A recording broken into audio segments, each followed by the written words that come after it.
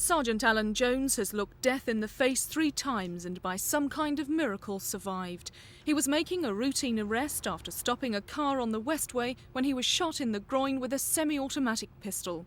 A 9mm bullet like this severed the main artery in his body, smashed his pelvis and then travelled down his thigh, breaking the bone. It happened, as I say, so quickly he wasn't really starting to think or actually do anything. It was the sort of flash, obviously heard the bang and felt the bullet strike home.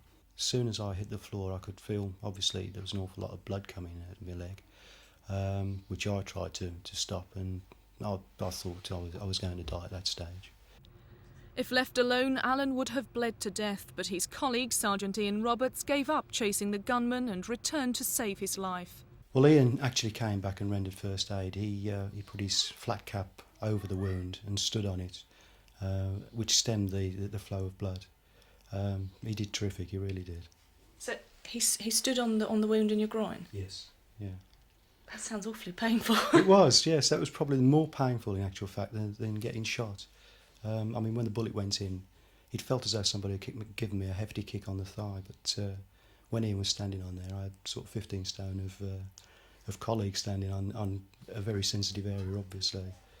Alan was on the Westway for some 45 minutes while paramedics and doctors stabilised his condition. He was then flown by air ambulance to hospital, but the danger wasn't over. He developed an infection from the bullet, which was old ammunition. He nearly died twice, once on Christmas Eve and then on New Year's Eve. It caused kidney and liver failure and fluid on his lungs. I don't feel bitter.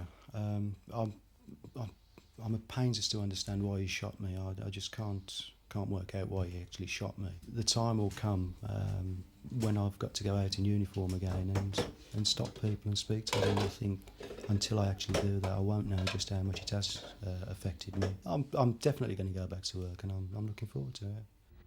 But doctors say Sergeant Jones still has a long way to go. There are still 4 steel pins in his leg. He won't be thinking about going back on duty until August.